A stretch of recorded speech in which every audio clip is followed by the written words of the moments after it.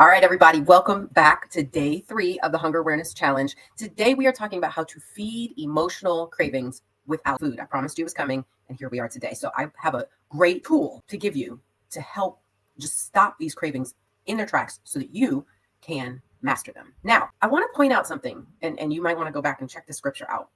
In Ezekiel 36:26, God says that he will put a new spirit in us, that he will fill us, that there is a heart of stone that he replaces with a heart of flesh.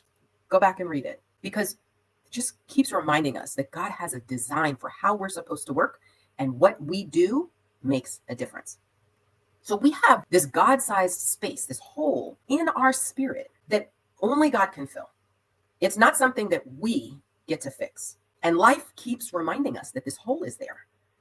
Things keep coming up to remind us we need something. We're looking for something to fill us up. And the mistake we make is to keep constantly filling that hole with food. Now, here's the problem. Food doesn't fill the hole. It never has. I don't care if you've been snacking and you're like, I am an expert at eating the things, and I know I feel better when I have snacks. And we talked about this in the last video about that dopamine loop. And yes, your brain chemistry does support doing the snacking. However, food actually doesn't ever fix the discomfort of the emotion.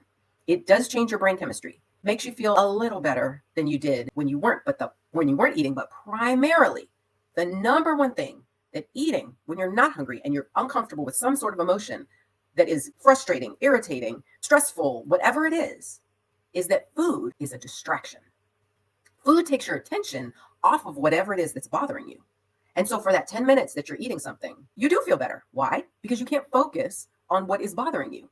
You're crunching on your chips. You're eating your cookies. You're just mentally checking out from whatever it is that was making you uncomfortable in the first place. And so distraction works great. And we have this long-term reminder that every time we eat, it works really well to distract us from whatever's making us uncomfortable. So we just keep doing it. It becomes habit. And so now our job is to figure out, how do we break habits? And if you've ever tried to break a habit before, it's not an easy thing. So what do we do? So many times emotional eating feels like a compulsion. It feels like it's out of our control. We're halfway through the bag of chips and we're going, why am I even eating these? And we feel like we have no control. So here's how we fix it.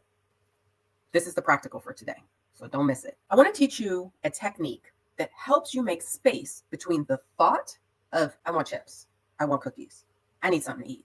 Whatever your thought is, a little simple something in your brain that goes off, and then you're on your way to getting the food. I want to teach you how to interrupt the pattern from when you have the thought to when you start eating. This is called the pause.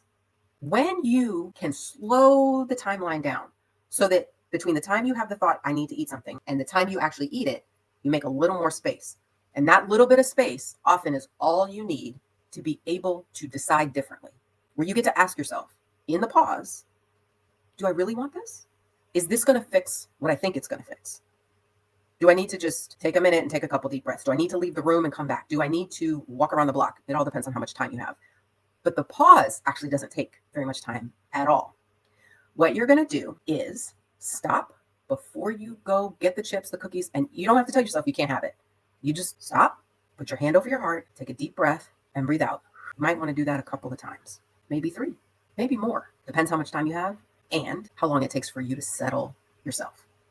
Putting your hand on your heart, on your body, helps you feel yourself for just a moment, slows you down, and helps you get a minute to decide what you want to do.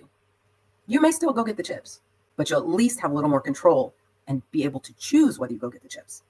So I want you to just take a minute, put your hand on your heart, take a couple of deep breaths, and then make a decision. What am I going to do? What do I want to do here? And that way, you're not compelled to go get chips. You're just deciding whether you're going to do it or not.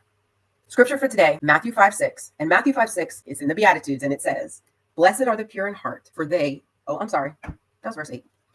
Verse 6 says, blessed are those who hunger and thirst for righteousness, for they will be filled. That's what you want. You want to be filled, not temporarily with earthly food, but filled fullness with the Spirit. So what can you do today?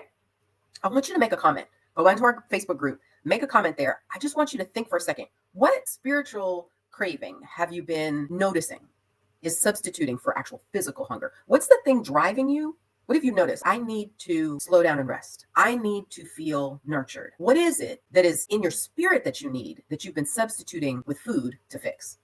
Just make a comment. Let's share, support each other, and talk in this Facebook group, this quiet community, private community that we have to help each other get where we're trying to go.